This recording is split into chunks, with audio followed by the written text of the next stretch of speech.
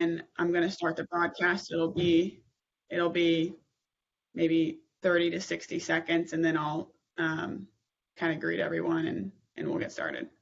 Perfect. All right, here we go. Thank you again.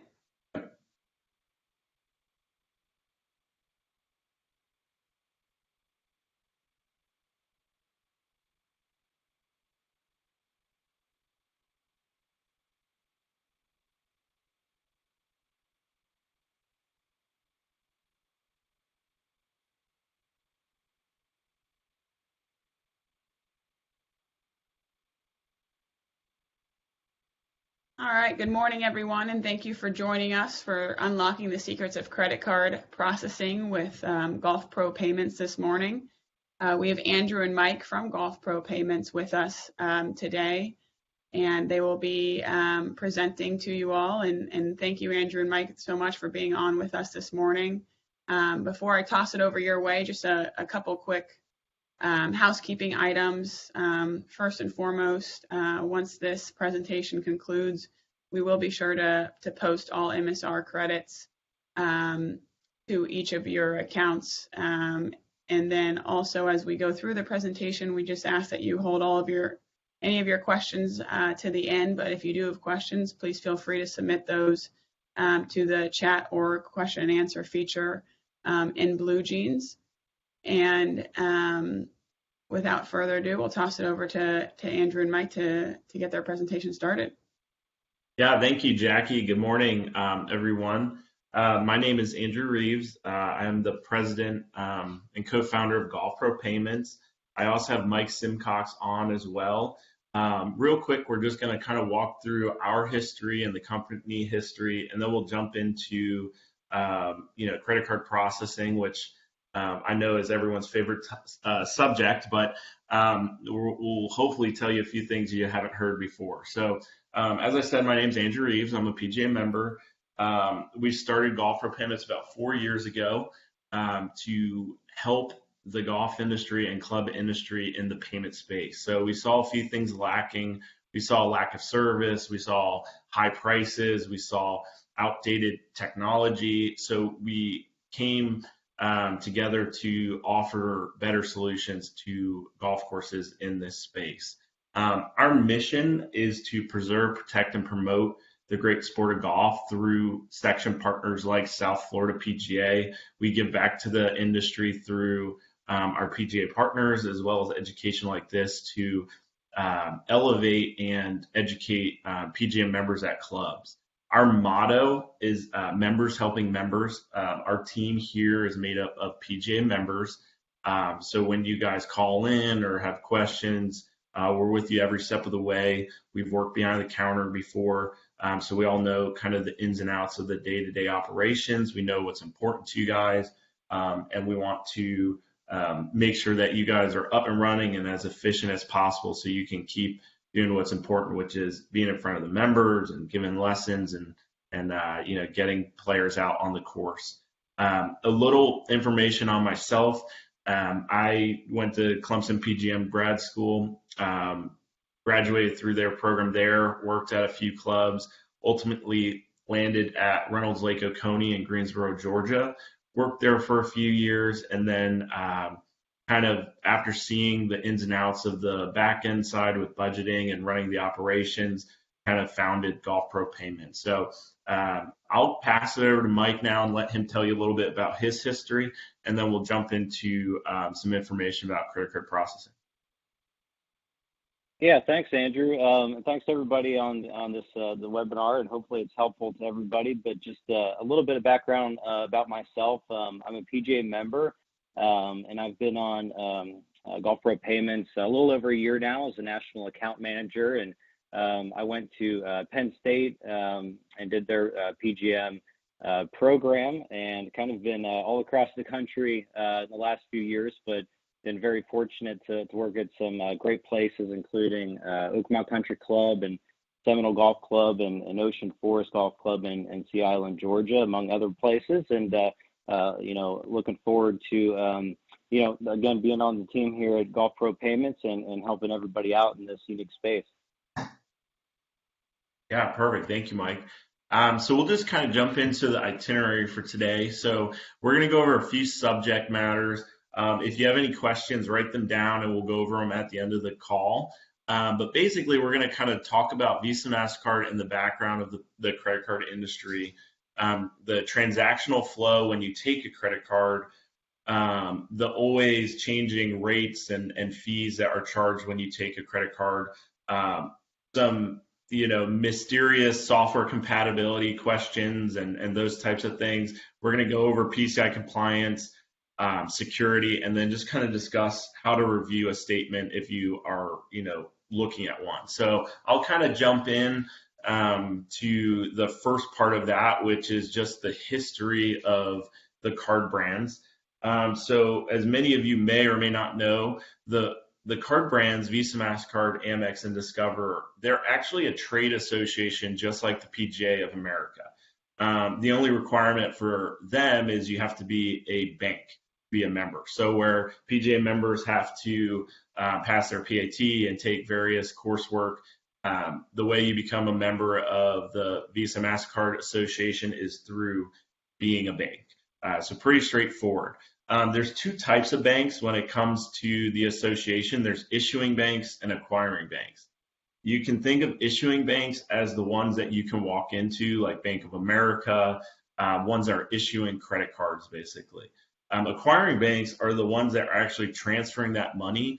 Those are like your WorldPay, Elavon, First Datas of the world.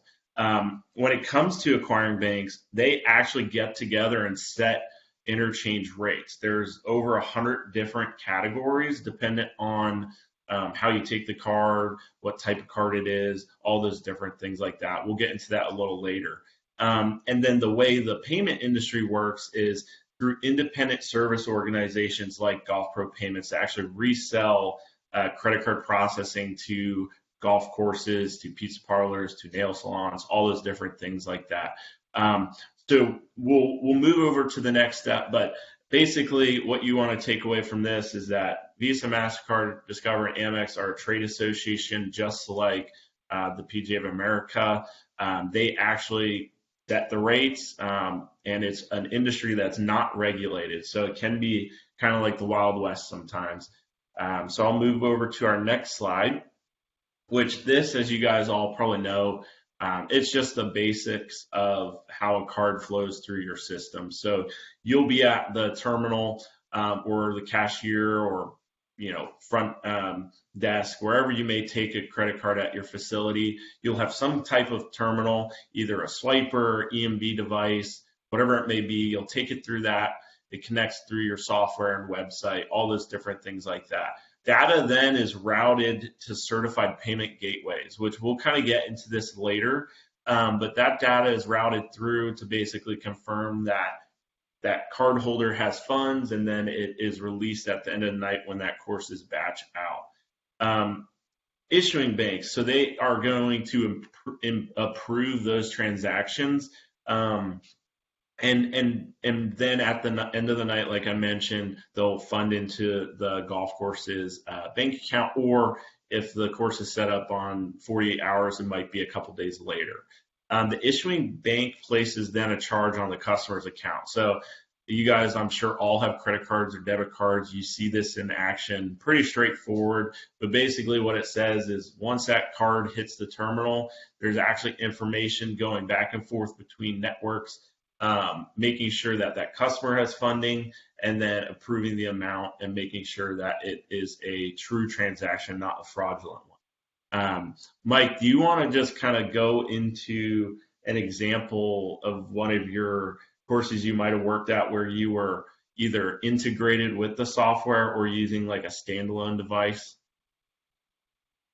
Yeah, absolutely. And kind of both solutions I can kind of dive into. I guess thinking of an integrated solution, I was working at St. Ives Country Club in Atlanta, and we were using Jonas at the time, and transitioned over to actually Golf Pro Payments in this case. But as far as the integration, whether it was with Golf Pro Payments or previous, I believe with Elavon, for me, working behind the counter, you would say sell a sleeve of golf balls or a guest fee or something like that, and the amounts would get pushed down into the terminal.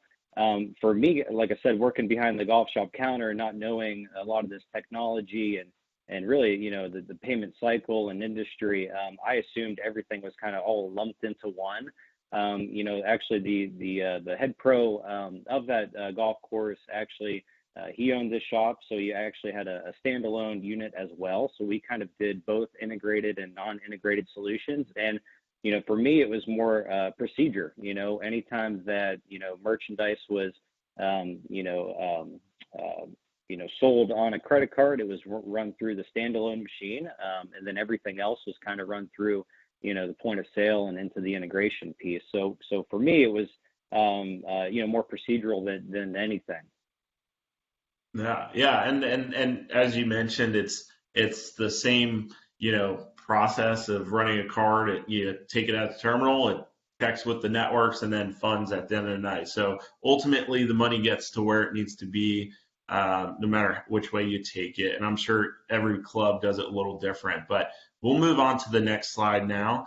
And this slide, once you can see it, is basically just another visual for those people who are more visual of how those transactions work. So I won't walk through all of it, but basically there's an issuer, there's a card holder, you have your golf shop or a restaurant, you have the terminals accepting it, processing company, the acquiring bank funds the money, settlement networks, and cardholder banks.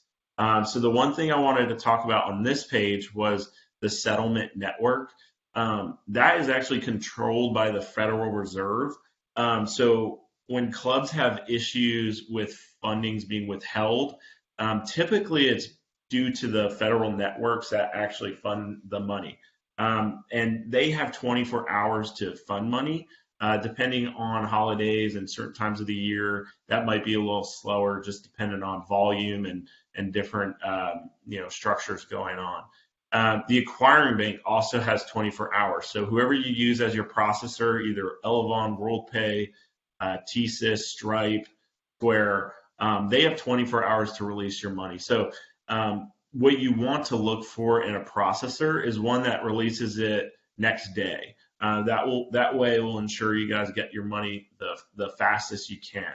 And we didn't talk about this yet, but basically what credit card processing is a 30-day unsecured loan. Many people just think it's a way for them to collect money, but the reason why there's an acquiring bank and an issuing bank is issuing banks like Bank of America have regulations on loans. So they can't issue an unsecured loan like a credit card company or acquiring bank can. So that's the main reason why there are fees associated with taking a credit card. You're getting money next day for a service that you guys are utilizing on basically a loaned amount. So when you guys set up accounts, you're typically asked for a merchant statement. And that, although is to help find out what you're paying rate-wise, also helps a processor know how much volume you guys will be written or underwritten for. So that's just a quick visual for you guys and some information on that. But we'll jump over to the next slide. And these may answer some of your questions. If they do, that's great. If not, no worries. We'll go over them at the end. But we'll just go over some common questions that we get asked quite often. And I'll just read through these, and Mike can share some examples that he's had as well. But can you look at a credit card and tell how much it will cost to accept it? You can't tell, no matter if it's a metal card that looks like a business card or not. It's really dependent on a few different factors, which we'll jump into later. But there's no way of saying that card's more than this card. So you can't really limit that at the point of sale. And actual consumer laws protect courses from telling consumers that they can't use a certain card type. So we'll get into that later. That might be questions you guys have. But for example, I know a lot of people don't want to accept Amex or Discover. Well, that actually can cause some issues at the clubs. We actually know some courses that have been shut down permanently from credit card use because they've denied Amex and Discover. There's certain things that can go around that, which we'll jump into. But basically, you can be a Visa preferred course, but you can't deny any card types. So that's something we know we come across quite often. Another question we get asked quite often is, why is food and beverage rates and maybe even membership rates different than golf pro shop rates? Well, the reason behind that is the industry codes associated with each of those industries. As you guys know, you all probably have a credit card or debit card, and there's rewards associated with it. We'll jump into that more, but basically rewards and risk really come into factor when it comes to rates that you guys are charged at the course. Why does every golf course pay a different fee? Well, that's a good question that we get asked quite often. And to be honest, it's because courses go out into the processing industry off of their course volume. What we do at Golf Pro Payments is we actually base your rates off our volume. So last year we processed a little over $6 billion. So we utilize that $6 billion like Walmart would to reduce the rate of a hammer or milk or whatever it may be. So that's kind of why courses pay different rates. It's based on what you guys process at your course. Are you required to process through a local bank, software, name it? So if you have loans through a bank, as we mentioned earlier, issuing banks have to be separate from acquiring banks. So there's laws that actually protect consumers called tying laws. And these laws are out there to make sure that banks don't do tying products. And there's many different industries that have this, softwares do this as well. But basically what that law says is if you're selling a product like a pencil, that product has to stand on its own. So you couldn't say, hey, if you buy my pencils, you also have to use my paper as well. Those are two separate products that have to stand on their own and have to be sold separately and can't weigh on one another. So if you've ever heard, hey, if you use X, this rate will be cheaper, that is kind of on the line of tying there, which, hurts you guys as a consumer in certain spaces. And then, last question that we get commonly asked is, if I manually enter a credit card through my computer keyboard, is it secure? We usually get asked this through the accounting office who does either membership or miscellaneous charges. There's actually malware out there that can collect that card data. So we always recommend using a secure payment device. But those are some of them that we put together. Mike, do you have one or two questions that you come across quite often?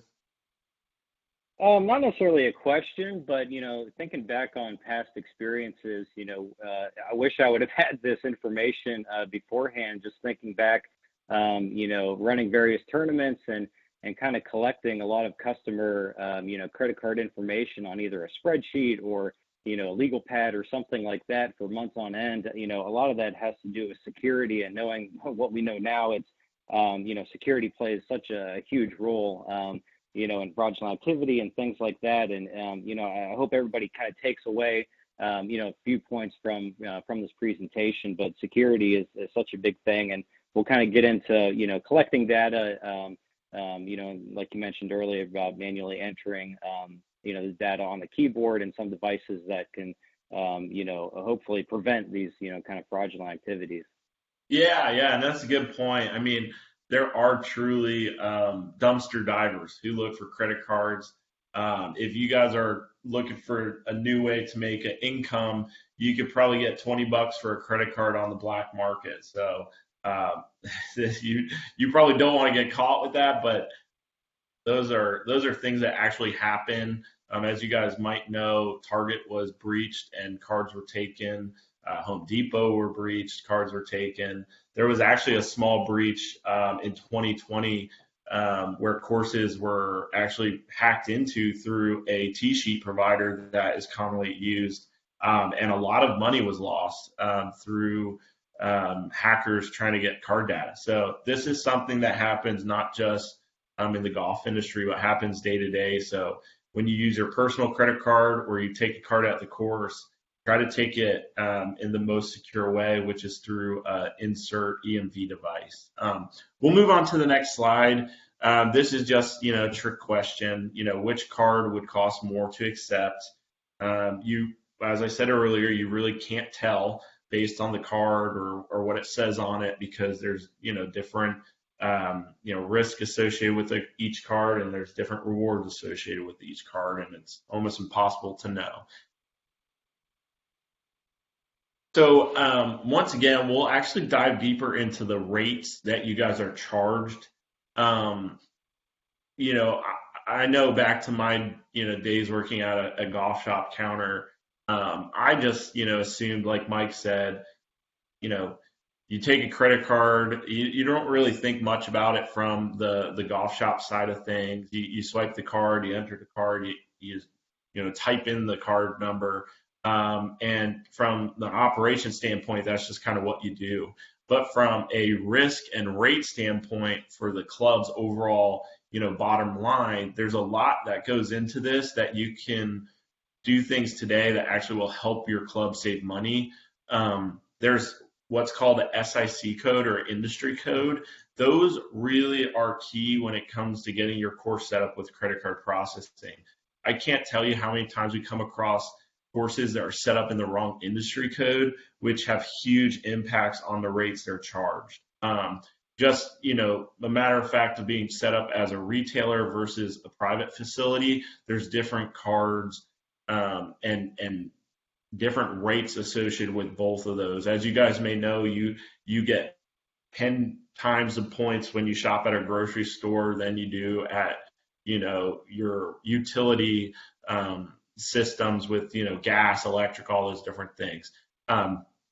The other information that is based in your rates are the data transmitted, which means how that card is accepted. So if you accept it through swiping, or if you accept it through EMV, or if you type it in, there's a different rate associated with each of those. So if you accept a card via EMV, you're taking it the cheapest way and the most secure way.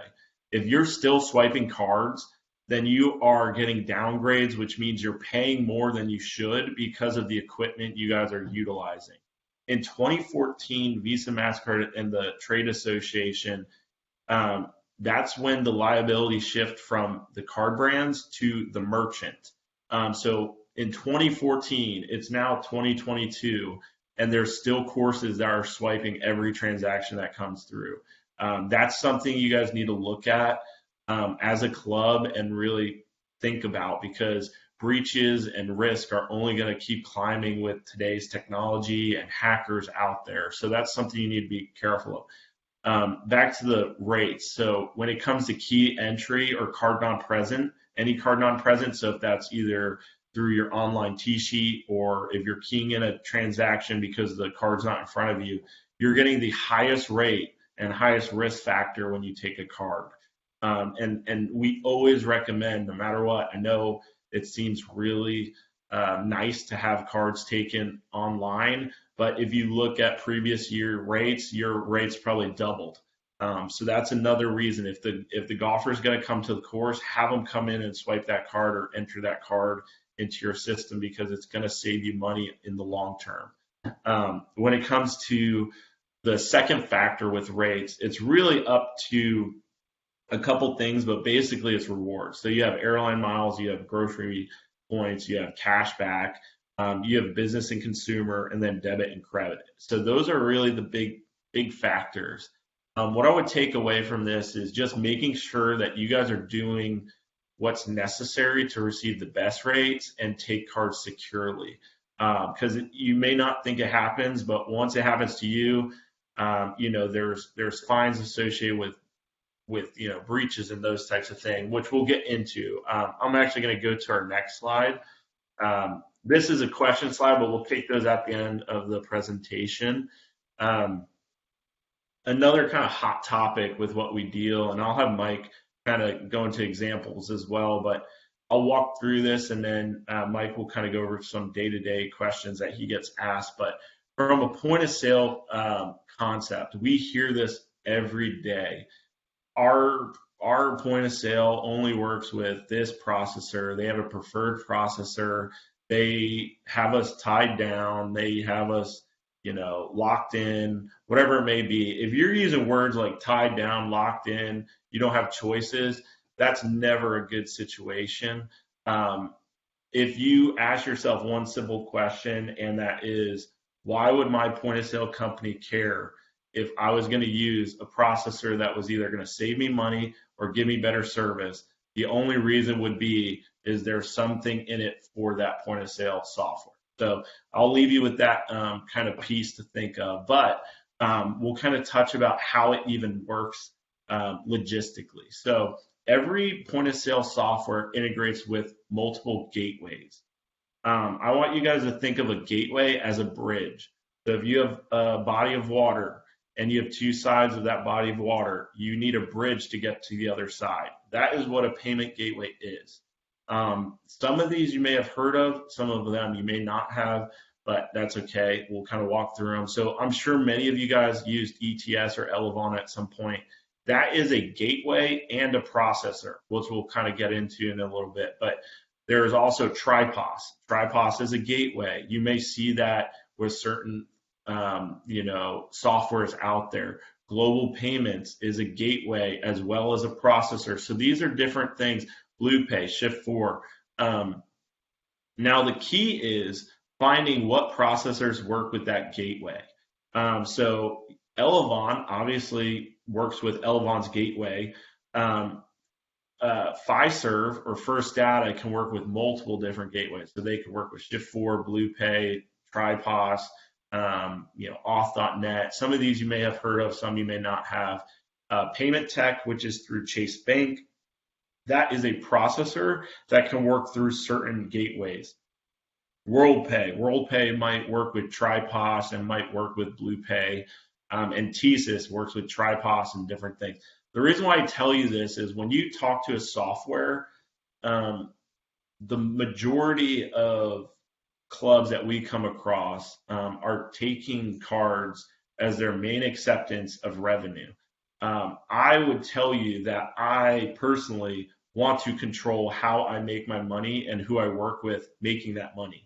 I would not want to be told who to use because, as you guys probably know, you want to work with someone you can trust, is going to execute, is going to get the money to your bank account. So these are questions you guys need to ask when you're looking at a new software or using a software.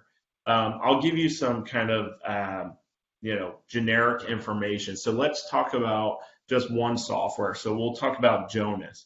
So Jonas Club Management has multiple different processors that can actually plug into Jonas. So Jonas works with 3 payment gateways, or actually 4 payment gateways. They work with Elevon's ETS gateway, they work with Shift4 Payments gateway, and they work with 911 gateway and a new gateway called Freedom Pay.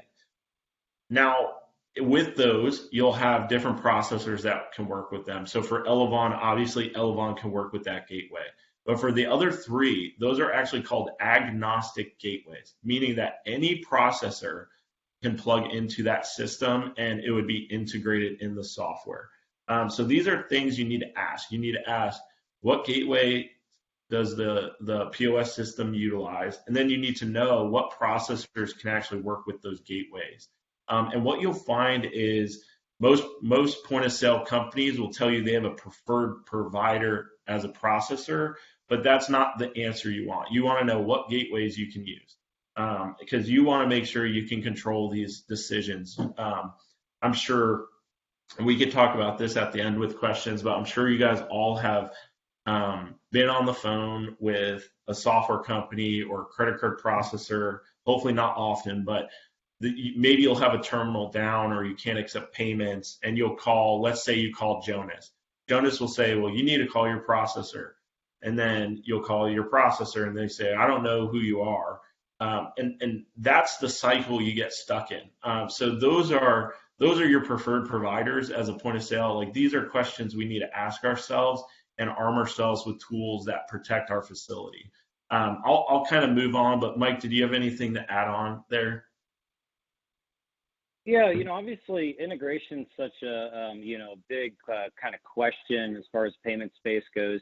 Golf courses where, it's kind of a high volume and totally understandable. But, as far as the word integration goes with, say a point of sale software, it's merely just a handshake from the actual software, to the payments piece, saying that, hey, it's a handshake that we're going to push down, $25 for, a cart fee or something like that down to the terminal. It's basically, the same handshake as, an individual, typing on a standalone unit, $25 and taking the card that way. So, yes, there are, obviously gateways and everything associated with to get this integration. But, what we see is when there is kind of an integration, there's kind of more of a third party and fees kind of increase. And, this is something that, we would just want to kind of provide, more competition to kind of lower rates and, provide, better services, for everybody listening here and, kind of take it a step forward, past this as well as if you were to look at, say your contract with your processor, it's a two-party agreement, meaning that there's the one party is the merchant, the other party is the processor.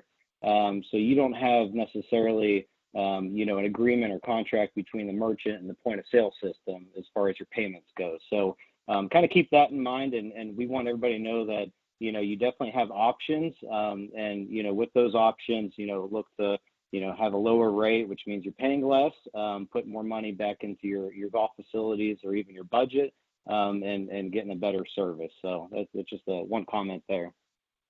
Yeah, great point, Mike. I'll kind of go into our next slide, which we get a ton of questions on this, and this is just PCI compliance. And I'll be quick on this slide because I know it kind of is like a foreign language to many people, but basically what PCI compliance is and what it's for is to protect facilities and clubs and merchants from any kind of breaches. It's a secondary system that basically scans your system, makes sure there's not open firewalls or ports that could be hacked into and card data can be stolen from. So at the end of the day, what you need to know about PCI compliance is that you have to do a yearly survey, which kind of talks about how you take cards at your facility, what kind of devices you utilize, and those types of things. You also need to run monthly scans, which run automatically, but what it's looking for is to make sure that you guys are taking the necessary precautions at your club or facility from being breached in any way. We talked about this a couple slides earlier, but basically any card data that is taken, there's fines associated with that. So the starting fine is $1,500 per transaction or card taken. So you can imagine if a hacker wants your information, they're not just going to take one card. They're going to take multiple cards. I'll actually go into the next slide here. It's a couple stats on fraud over the last couple years, but basically, if a card is taken, it takes about 90 days to even catch a breach. So imagine how many cards you guys are accepting over 90 days and multiply that by $1,500 a card. I mean, you're talking about substantial fines to a club. And we already run off a fine margin. So to add something like this on a main part of our business, it may be small as an operational side, but it's a huge piece in how we accept our revenues at clubs. But here's just a couple stats that we had over the past year.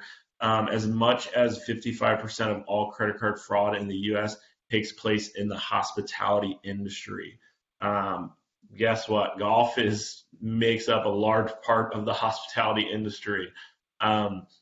Transactions that take place online or over the phone represent the greatest risk of fraud.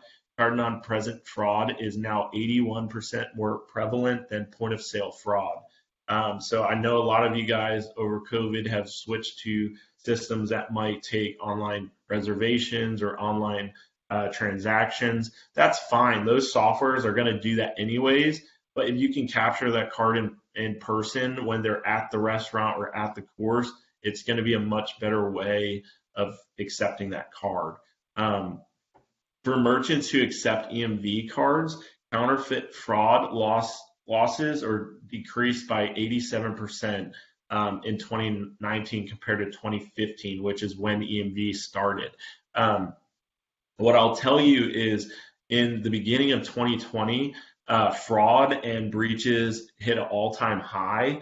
It was 80% higher than the year prior. In 2021, it's reduced some, but breaches and fraud, as you guys probably know just from world news, if hackers can hack an oil pipeline, they can hack your card system at your club. It's not very hard for them.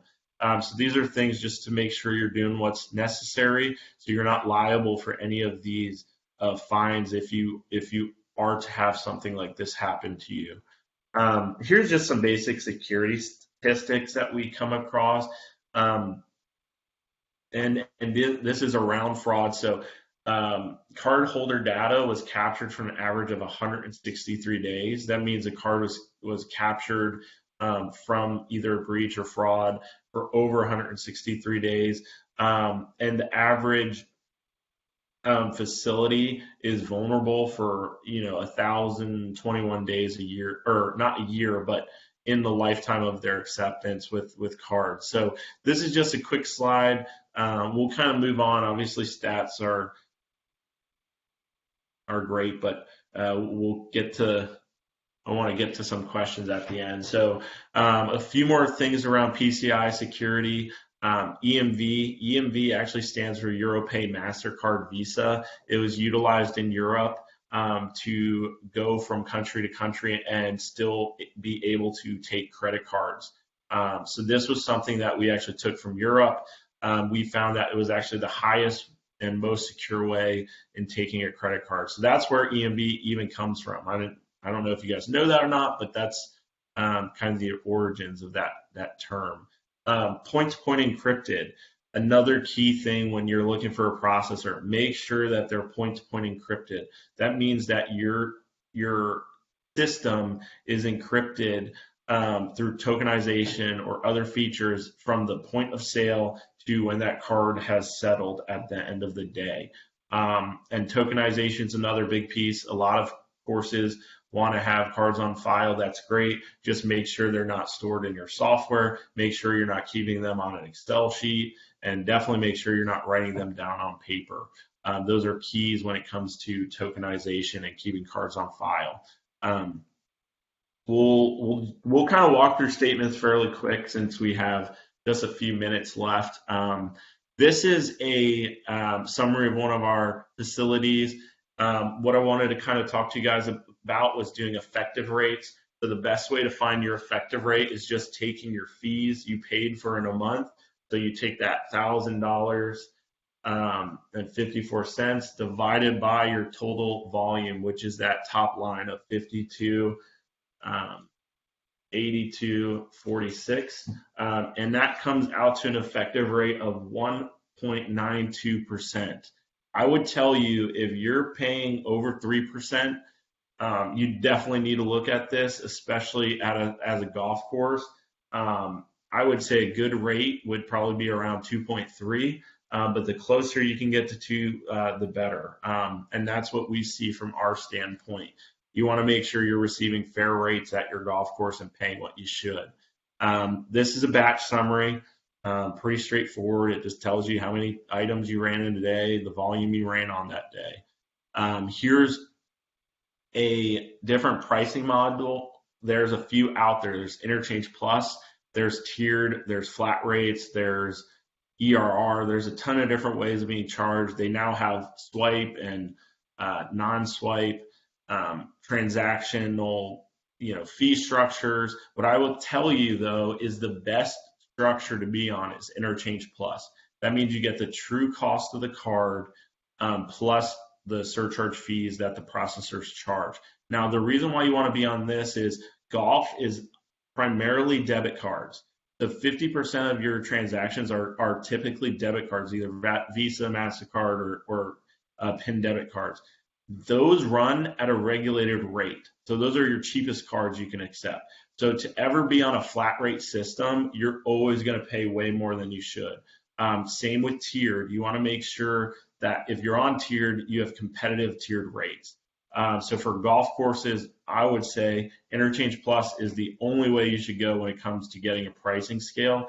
Flat rates, you're going to lose every single time, and there's no reason to overpay on something that you should be paying less for. Here's a tiered system.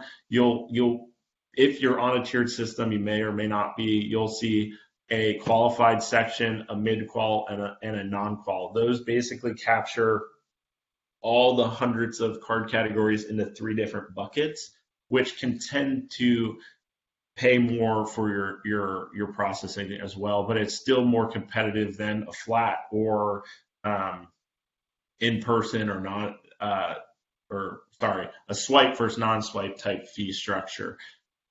The only thing I want to go over real quick on the pricing too, and I know this has been a trending conversation in the golf industry, is surcharge programs. So in the state of Florida, you are allowed to do surcharging, but the terminology is different. You have to call it a cash discount, meaning that if the customer can give you a different form of payment, they have to receive a discount on that payment. We see pretty bad feedback from courses utilizing the surcharge program. That's something the course can make up their decision on their own, but we always recommend just finding a processor that gives you fair rates and good service, whoever that is, us, a bank, your friend, the software company, if that's the case. But I would say you want to steer away from that, but that's up to the club's decision. So I'll end the slideshow so we can answer some questions, but I wanted to thank everyone for joining us today. I know credit card processing is not everyone's favorite subject. As you can tell, I kind of get a little heated defending our industry, but thank you guys, and I'll close this and we'll answer some questions.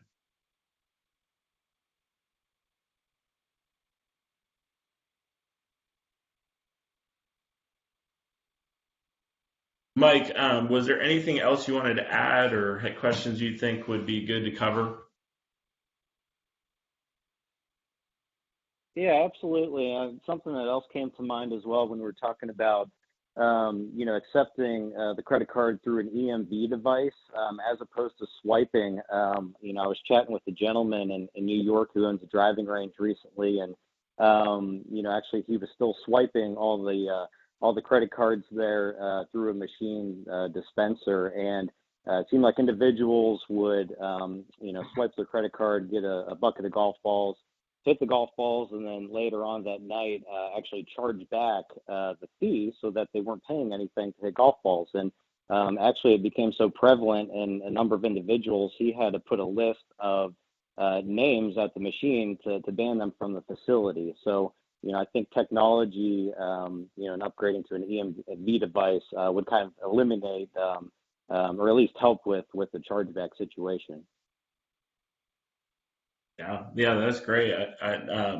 I know we also dealt with a club earlier in the year who was a part of that breach on a tee sheet vendor in the golf industry, and I know he had to go through months of discussions with the processor and even a legal team to get money back from those breaches that had happened to his facility. So once again, if you guys want to drop a question in the chat, we'll go ahead and try to answer those. If not, if you have to run, no worries. You can shoot myself or Mike an email, which I believe you can find on the South Florida PGA website. If not, it's just Andrew@golfpropayments.com or Mike@golfpropayments.com.